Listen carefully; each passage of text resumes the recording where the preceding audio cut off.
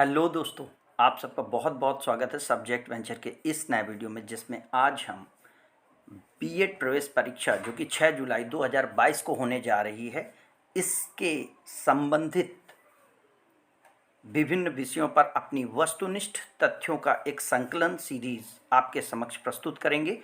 इसका ये पहला वीडियो है। मैं आपसे रिक्वेस्ट करूंगा, आप चैनल के साथ जुड़ सकते हैं और हमारे प्रयास से लाभान्वित हो सकते हैं। हमारा प्रयास आपको कैसा लग रहा है, इस विषय पर आप अपने सुझाव हमें कमेंट बॉक्स पे दे सकते हैं। बहुत समय न लेते हुए वीडियो को प्रारंभ करते हैं। भारतीय अर्थव्यवस्था, कृषि और उद्योग के संबंध में। भारतीय कृषि। भारत में किस राज्य में आलू का उत्पादन सर्वाधिक होता है? आलू का उत्पादन जब पूछा जाता है तो आपको याद रखना है कि आलू एक बलुई मिट्टी यानी जलोढ़ मिट्टी से संबंधित है, इसलिए उत्तर प्रदेश एक ऐसा स्थान है जहां पर आलू का उत्पादन सर्वाधिक होता है। भारत की कुल भूमि का कितने प्रतिशत कृषि कार्यों में संलग्न है वनों को छोड़ करके? भारत की टोटल भूमि का 52.7% भाग कृषि कार्य में संलग्न है या उस पर खेती की जाती है। भारत की कितनी प्रतिशत भूमि पर वन पाए जाते हैं? उत्तर है 19.5% भूमि पर वन पाए जाते हैं। भारत के सकल घरेलू उत्पाद में कृषि का कितना हिस्सा है, यानी एक वर्ष में जो भारत का उत्पादन होता है उसमें कृषि कितना कंट्रीब्यूट करती है? तो लेटेस्ट आंकड़ों के अकॉर्डिंग 26% कंट्रीब्यूशन कृषि का भारतीय सकल घरेलू उत्पाद में होता है। देश की श्रम शक्ति का कितने प्रतिशत कृषि क्षेत्र से जीविका प्राप्त कर रहा है, यानी भारत की टोटल जनसंख्या का कितना प्रतिशत भाग आज भी कृषि कार्य में लगा है या वो जीविका के लिए कृषि कार्य पर आधारित है, जिससे संबंधित है? तो इसका आंसर 64% है, यानी भारत की कुल जनसंख्या का 64% भाग कृषि कार्य में आज भी लगा हुआ है और वो कृषि कार्य से संबंधित कार्य करता है। कृषि से संबंधित कार्य करने के कारण उसकी जीविका प्रधान अवस्था में कृषि से है। हरा सोना किसे कहा जाता है? तो दोस्तों, चाय को हरा सोना कहते हैं। खरीफ की फसलों का समूह है। खरीफ की फसल आप जून, जुलाई, अगस्त, सितंबर में बारिश के होने के साथ ही बोई जाती है। तो चावल इसका मुख्य फसल का भाग होता है। ज्वार, बाजरा जिसे हम मिलेट कहते हैं, मक्का और कपास भी इसके तहत उत्पादित किया जाता है। जिन मूल्यों पर सरकार कृषकों को खाद्यान्न खरीदने के लिए उद्यत करती है तथा फसल से पूर्व घोषित किए जाते हैं, उन्हें क्या कहते हैं? ये एमएसपी होता है, मिनिमम सपोर्ट प्राइस, न्यूनतम समर्थित मूल्य कहा जाता है। भारत के में मूंगफली के उत्पादन में अग्रणी देश कौन है? तो उत्पादन तो बहुत सारी चीज़ों का पूछा जा सकता है, लेकिन चाय का उत्पादन, कृषि, गेहूं का, चावल का और कपास का, मूंगफली का, इनका उत्पादन जानना जरूरी है। गुजरात कपास मूंगफली के उत्पादन में सबसे आगे है। भारत की प्रमुख खाद्यान्न फसल क्या है? चावल भारत की प्रमुख खाद्यान्न फसल है। चीनी उत्पादन में भारत का विश्व में कौन सा स्थान है? प्रथम स्थान है। चाय के उत्पादन में भारत का कौन सा स्थान है? प्रथम स्थान चाय के उत्पादन में भी है। प्रति व्यक्ति की उपलब्धता 1999 में कितनी थी? फ्रेंड्स, सेंचुरी के कंप्लीशन के कारण 1999 के दशक को आवश्यक माना जा सकता है। इसे वर्तमान में भी हम प्रति व्यक्ति खाद्य उपलब्धता को भी गिन सकते हैं या पूछ सकता है। वर्तमान में प्रति व्यक्ति खाद्य उपलब्धता बढ़ी हुई है। भारत पूरी तरीके से आत्मनिर्भर है, जो कि लगभग 1 किलो 500 ग्राम के आसपास है, लेकिन ये 1999 का डेटा है जो 467.4 ग्राम पे आता है। कृषि विकास दर 2022 और 23 के अग्रिम अनुमानों के अनुसार कितनी आंकलित की गई है? वर्तमान में यह दर उम्मीद की जा रही है कि 8 से 8.5% रहेगी। कौन कौन से कृषि उद्योग कच्चे माल पर निर्भर हैं? सूती, पटसन, चीनी, वनस्पति और बागान उद्योगों के लिए रॉ मटेरियल की आवश्यकता होती है। सकल उर्वरक उपभोग में भारत का विश्व में कौन सा स्थान है? भारत विश्व में चौथे नंबर पर सबसे ज्यादा उर्वरक की खपत करता है। देश में गेहूं के अंतर्गत क्षेत्र का कितना भाग सिंचित है? गेहूं उत्पादन का कितना भाग सिंचित है? 86% भाग सिंचित है। भारत में हरित क्रांति की शुरुआत कब से हुई है? 1967-68 से हरित क्रांति की शुरुआत मानी जाती है। खाद्यान्न फसलों में कृषि योग्य भूमि कितने प्रतिशत भाग प्रयोग हो रहा है? 65.8%। भारत में किस प्रमुख खाद्य फसल में उत्पादन में अग्रणी है? प्रथम है वो है गेहूं। चावल का उत्पादन करने वाले 3 अग्रणी प्रदेश कौन कौन से हैं? चावल में सबसे पहला स्थान पश्चिम बंगाल का है, उत्तर प्रदेश उसके बाद है दूसरे स्थान पर और तीसरा स्थान आंध्र प्रदेश का है। रेशम का सर्वाधिक उत्पादन कहाँ होता है? कर्नाटक में रेशम का सर्वाधिक उत्पादन होता है, कश्मीर उसके बाद है और असम सबसे बाद में आता है। कपास का उत्पादन प्रथम स्थान पर कौन सा राज्य करता है? याद रखिएगा, सामान्यतया लोग महाराष्ट्र को लगाते हैं, जबकि गुजरात कपास के उत्पादन में सबसे अग्रणी है। अफीम की खेती किन प्रदेशों में मुख्यतः होती है? उत्तर प्रदेश, मध्य प्रदेश और पंजाब में अफीम की खेती की जाती है। मसालों के उत्पादन में अग्रणी राज्य कौन सा है? केरल को मसालों का बागीचा कहा जाता है। इससे याद रखेंगे कि केरल मसालों के उत्पादन में अग्रणी है। कृषि उपजों के विपणन हेतु, बंटवारे हेतु सरकारी क्षेत्र में किसकी स्थापना की गई? कृषि सहकारी विपणन संघ, जिसे हम नाफेड के नाम से जानते हैं, इसकी स्थापना सरकारी क्षेत्र में की गई। राष्ट्रीय न्यूनतम समर्थन मूल्य की घोषणा क्यों की जाती है? मिनिमम सपोर्ट प्राइस क्यों लाया जाता है? याद रखेंगे, भारत की सरकार एक सामाजिक कल्याणकारी सरकार है, जिसके तहत कृषि उत्पादन को प्रोत्साहित करने हेतु एमएसपी की घोषणा की जाती है, जिससे किसानों को उनके उपज का न्यूनतम समर्थित मूल्य दिलाया जा सके और किसानों का दोहन न हो सके। वर्तमान में पीछे अभी जब कृषि कानून आए थे, उनमें किसानों की एक प्रमुख मांग थी कि हमारे फसल का एमएसपी निश्चित किया जाए। चाय, कहवा, गन्ना, मूंगफली, सरसों कैसी फसलें हैं?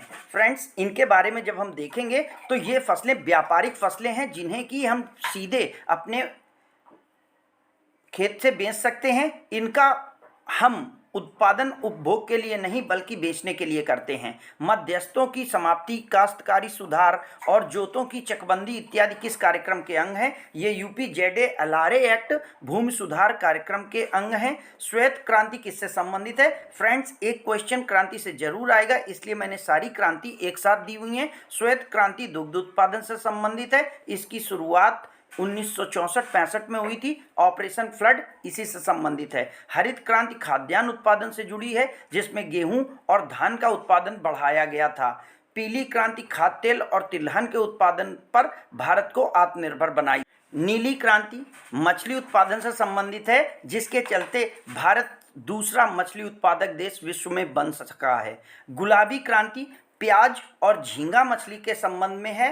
भारत झींगा मछली के उत्पादन में प्रथम स्थान रखता है। गुलाबी क्रांति का संबंध प्याज से भी है और मछली उत्पादन से भी है। मत्स्य क्रांति नीली क्रांति कहा जाता है, इसलिए आप कंफ्यूज ना हो।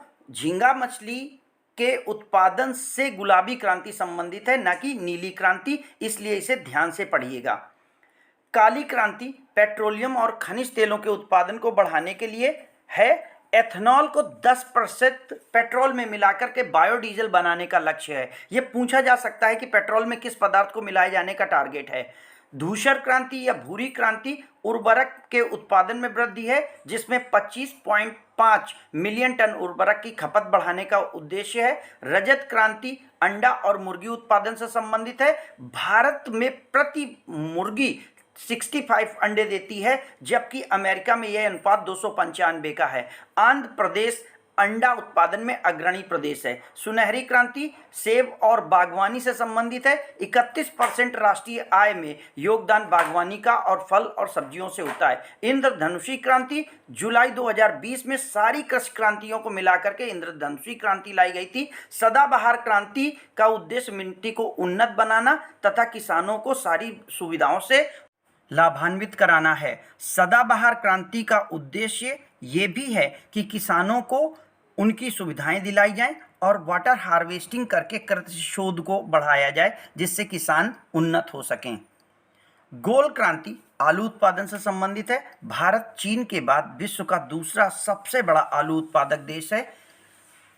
भारत में सबसे बड़ा आलू उत्पादक प्रदेश उत्तर प्रदेश है। ऑपरेशन फ्लड के सूत्रधार डॉक्टर वर्गीस कुरियन थे। वह जोत जो कि परिवार को न्यूनतम संतोषजनक जीवन स्तर उपलब्ध करा सकती है, उसे क्या कहते हैं? लाभकर जोत कहते हैं। जोत का अधिकतम आकार जिसका कि एक परिवार पर स्वामित्व हो, क्या कहलाता है? अनुकूलतम जोत कहलाता है। पशुधन योजना को कौन कार्यान्वित करता है? भारतीय साधारण जीवन बीमा निगम GICI इसको कार्यान्वित करता है। पानी पंचायत किस योजना के तहत बनी? उड़ीसा सरकार की योजना के तहत। अल्पकालीन ऋण या कई तरीके के ऋण किसानों को वित्तीय आवश्यकताएं पूरी कराने के लिए हैं। पशुधन की दृष्टि से भारत विश्व में प्रथम है। उद्योग, देश की प्रथम औद्योगिक नीति की घोषणा 6 अप्रैल 1948 को की गई थी। यह घोषणा श्यामा प्रसाद मुखर्जी जी ने की थी। द्वितीय औद्योगिक नीति की घोषणा 30 अप्रैल 1956 को की गई थी।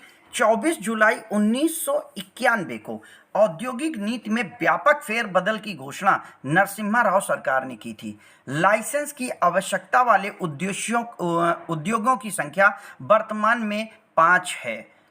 सरकारी क्षेत्र के लिए आरक्षित उद्योग कितने रह गए हैं? चूंकि अब केवल रेलवे परिचालन और परमाणु संबंधित ऊर्जा संबंधित क्षेत्र ही वर्तमान में सार्वजनिक क्षेत्र के लिए आरक्षित हैं, इसलिए मात्र 2 हैं। स्वतंत्रता प्राप्ति के पश्चात अब तक औद्योगिक नीतियां 6 बार घोषित की जा चुकी हैं। बहुत ही उपयोगी और इम्पोर्टेंट क्वेश्चन है। किस वर्ष औद्योगिक नीतियां घोषित की गई हैं? 1948, 1956, 1977, 1980, 1990 और 1991 में औद्योगिक नीतियों की घोषणा हुई है। नए विनिवेश आयोग का गठन कब किया गया? ये बहुत समय बीत चुका है, दोबारा से आयोग नहीं बना। 24 जुलाई 2004 को 2007 तक के लिए नए विनिवेश आयोग का गठन हुआ था। इस आयोग का गठन रतन टाटा जी की अध्यक्षता में हुआ था। सरकार ने सुरक्षा संबंधी उत्पादन क्षेत्र में निजी क्षेत्र के विनिवेश को अनुमति दी है। यह आदेश 9 मई 2008 को आया है। लघु उद्योगों के लिए क्रेडिट गारंटी योजना की घोषणा 15 अगस्त 2000 को की गई थी। सूक्ष्म उद्योगों में पूंजी निवेश की सीमा वर्तमान में 50 लाख रुपए है। लघु उद्योगों में पूंजी निवेश की सीमा 10 करोड़ तक है। मध्यम उद्योगों में पूंजी निवेश की सीमा 30 करोड़ रुपए की है। नायक समिति का गठन क्यों किया गया था? लघु उद्योगों की वित्त एवं रुग्णता संबंधित समस्या। रुग्णता का मतलब है ऐसे उद्योग जो घाटे में चल रहे थे। नई कपड़ा नीति का अनुमोदन मंत्रिमंडल द्वारा कब किया गया? 2 नवंबर 2000 को नई कपड़ा नीति का अनुमोदन मंत्रिमंडल द्वारा किया जा चुका है। भारतीय औद्योगिक वित्त निगम की स्थापना कब हुई? 1 जुलाई 1948 को इसकी स्थापना की गई। भारतीय औद्योगिक विकास बैंक की स्थापना कब हुई?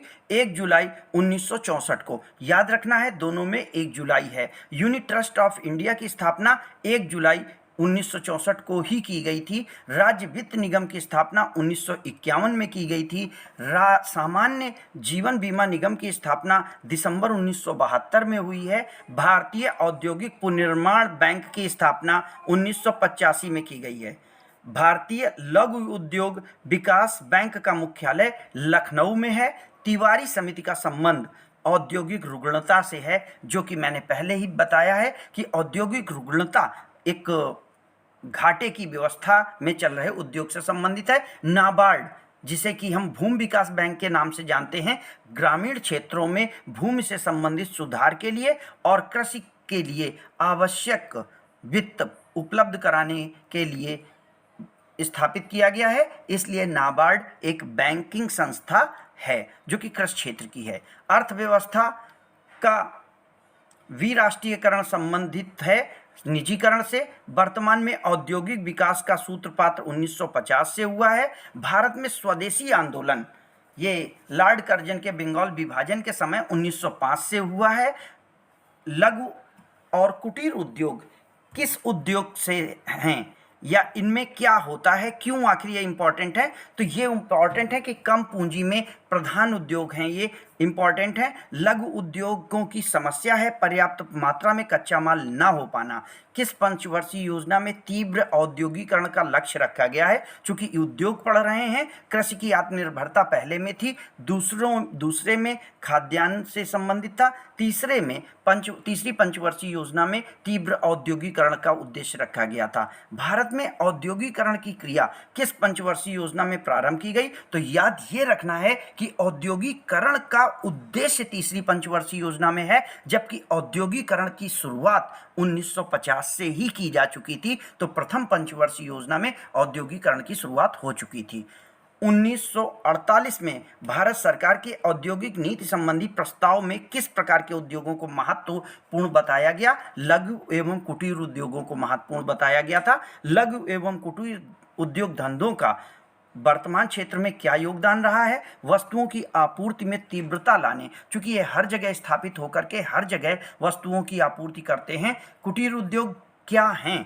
परिभाषा के तहत जो पूर्णतया अथवा मुख्यतया परिवार के सदस्यों तथा अंशकाल के व्यवसाय के रूप में चलाए जाते हैं। पूर्णकालिक उद्योग क्या हैं? जो मुख्यतः 10 से 50 श्रमिकों द्वारा चलाए जाते हैं, लेकिन ये श्रमिक पारिवारिक नहीं होते। लघु एवं कुटीर उद्योगों का कोई एक महत्व क्या होगा? बेरोजगारी घटाना और अर्ध बेरोजगारी की समस्या से निजात पाने में बहुत ही सहायक हैं, क्योंकि यह हर व्यक्ति अपने स्तर पर लघु एवं कुटीर उद्योगों का संचालन करके स्वयं अपने रोजगार का सृजन कर सकता है। लघु उद्योग क्षेत्र में प्रौद्योगिकी के उन्नयन के उद्देश्य से कैपिटल सब्सिडी कब दी गई? 1 अक्टूबर 2000 से कैपिटल सब्सिडी दी गई, यानी ऋण में चुकाने में छूट दिया जाना। भारत में सबसे बड़ा संगठित और व्यापक उद्योग कौन सा है? कपड़ा उद्योग है। आबिद हुसैन समिति का गठन किस लिए किया गया था? लघु उद्योगों की समस्याओं का अध्ययन और उनके विकास हेतु सुझाव देने के लिए। वर्तमान में आधुनिक स्तर की प्रथम सूती मिल कब स्थापित की गई? 1818 में कोलकाता में आधुनिक स्तर की सूती मिल का निर्माण किया गया या उसका संचालन किया गया। भारतीय इस्पात प्राधिकरण लिमिटेड किस उद्योग क्षेत्र से संबंधित है? ये सार्वजनिक क्षेत्र से संबंधित है। दुर्गापुर इस्पात संयंत्र कहाँ है? पश्चिमी बंगाल में। 1998 में कार्यरत चीनी मिल कितने थे भारत में? तो 465 चीनी मिल 1998 में भारत में कार्यरत थे। चीनी उद्योगों के विकास हेतु सरकार ने 1997 में कौन सी समिति नियुक्त की थी? बीवी महाजन समिति का गठन चीनी उद्योगों की स्थितियों में सुधार लाने, किसानों को शीघ्र उनके गन्ना मूल्य का भुगतान करने और व्यवस्था को अच्छे से चलाए जाने के लिए, या ये कह सकते हैं चीनी मिलों के उत्कृष्ट प्रदर्शन के लिए इस समिति का गठन किया गया था। सार्वजनिक चीनी मिलों की संख्या सर्वाधिक किस प्रदेश में है? आंसर उत्तर प्रदेश में है। किस समिति द्वारा सार्वजनिक वितरण प्रणाली के तहत चीनी आपूर्ति की समाप्ति की सिफारिश की गई थी? ये महाजन समिति ने की थी। गोस्वामी समिति का संबंध किससे है? औद्योगिक रुग्णता से है। कामगार क्षतिपूर्ति संशोधन अधिनियम 2000, याद रखिएगा, ये कंपनसेशन एक्ट है, जिसके अनुसार मृत्यु की दशा में क्षतिपूर्ति की न्यूनतम धनराशि 80,000 रुपये थी। इसे बाद में संशोधन के पश्चात क्षतिपूर्ति की राशि 4,56,000 रुपये कर दी गई है। विकलांगता की स्थिति में अधिकतम धनराशि 5,48,000 रुपये डिसाइड की गई है। विकलांगता की दशा में न्यूनतम धनराशि 90,000 रुपये डिसाइड की गई है। ये सारी धनराशियाँ आपको याद रखना है, कामगार क्षतिपूर्ति संशोधन अधिनियम 2000 के तहत डिसाइड हैं, इसलिए इंपॉर्टेंट हो जाती हैं, क्योंकि उद्योगों के अध्ययन में हमें लेबर कंपनसेशन देखना होगा कि अगर वर्कमैन कंपनसेशन एक्ट लागू हो रहा है तो उसके तहत किस व्यक्ति को किस डैमेज पे कितनी राशि उपलब्ध कराई जा सकती है। कौन सा उद्योग द्वितीय बृहत्तम उद्योग है? चीनी उद्योग है। डिगबोई किस लिए प्रसिद्ध है? तेल के उद्योग के लिए। ध्यान रखिएगा, डिगबोई तेल शोधन कारखाना है। प्राकृतिक रेशम का उत्पादन भारत में विश्व के लिए बिल पे किस लेवल पर है? प्राकृतिक रेशम के उत्पादन में भारत विश्व में दूसरे स्थान पर है। कृत्रिम रेशम बोर्ड की स्थापना 1949 में की गई थी। कोयला उत्पादन में भारत विश्व में तीसरे स्थान पर है, या भारत में विश्व में भारत का तीसरा स्थान है। रानीगंज झरिया क्यों प्रसिद्ध हैं? कोयला की खान के लिए झरिया प्रसिद्ध है। अगर यहीं पर सोने की खान की बात की जाती है तो कर्नाटक की कोलार हट्टी खान या कोलार गोल्डफील्ड जिसे हम कहते हैं, इस पर प्रश्न बन सकता है। धन्यवाद दोस्तों, आपको हमारा प्रयास कैसा लगा हमें कमेंट बॉक्स में ज़रूर बताएं। बीएड प्रवेश परीक्षा से संबंधित ये हमारा प्रथम प्रयास है। हम कोशिश करेंगे कि अपने छोटे से प्रयास से अगर हम आपको कुछ तथ्य संकलित करके और आवश्यक विषय सामग्री उपलब्ध करा सकें, इस पे हमारा सौभाग्य होगा। हमसे जुड़े, अगला वीडियो किस विषय पर हो ये हमें आप कमेंट बॉक्स में बता सकते हैं। धन्यवाद।